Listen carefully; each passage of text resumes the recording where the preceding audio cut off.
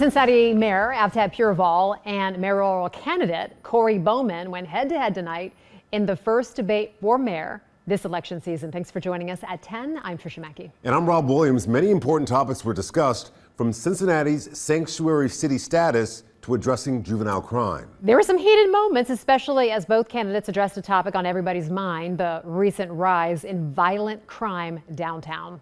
You're going to hear a lot from both candidates in just a moment. They participated in a public debate earlier tonight covering a variety of topics. Brady Williams was there. He is live with a look at the evening's event. Yeah, so it let out around 9:15. It was supposed to be an hour. It went over a little bit because there was a lot of back and forth between each candidate. Now, Mayor Pureval stood on a stance of essentially saying we're going to continue good work that he's done while saying he wants to improve in certain areas. Meanwhile, Corey Bowman pointed out that he has many disagreements with how things have been run. He's operating off of a platform of change. Cincinnati's mayoral debate began with an issue at the top of many city residents' minds: violence. A discussion about whether each candidate, Avtab Pureval and Corey Bowman, believes the city is safe led to a discussion of how well crime is being dealt with. The problem with City Hall right now is we're being reactive instead of proactive.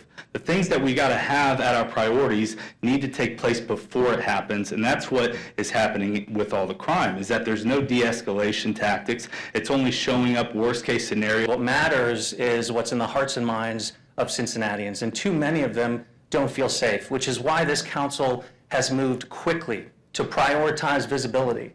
For the first time in a very long time, police officers are out of their squad cars and onto the street walking beat. They were asked about affordable housing development, and they specifically were asked to address a controversial Hyde Park housing development. The proposed building of that development led to backlash and accusations that the city under Mayor Pureval was ignoring the wishes of the neighboring community. To the Hyde Park issue, that was basically the first time that we're seeing what this Connected Communities initiative is all about. It's about City Hall dictating what the zoning needs to be for our communities without considering the voices of the community.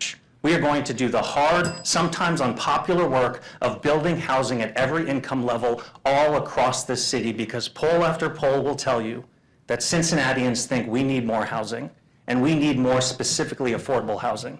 The discussion also turned to immigration, with candidates asked to provide their stance on immigrant detentions and mass deportation. What I'd say is that we need to focus on the citizens of Cincinnati first. That's what we need to focus on.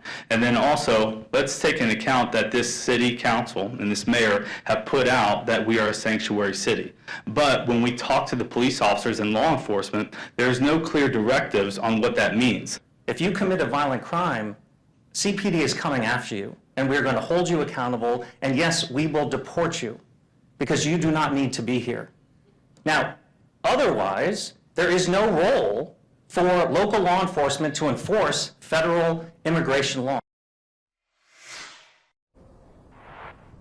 Now, if you want a full view of this, that was about a minute and a half, 2 minutes of that. There's a reason this was an hour-long debate. Many, many topics were discussed. We're going to have a link to our partners at the Inquirer's website where they're going to have a bigger breakdown as well as clips from this debate there. Specifically, be sure to check it out if you want a broader view of more of the subjects that were discussed here tonight. Live with photojournalist Chris Waldman, Brady Williams, Fox 19 Now. Brady, thank you. A reminder, early voting for the November election is already underway in Ohio.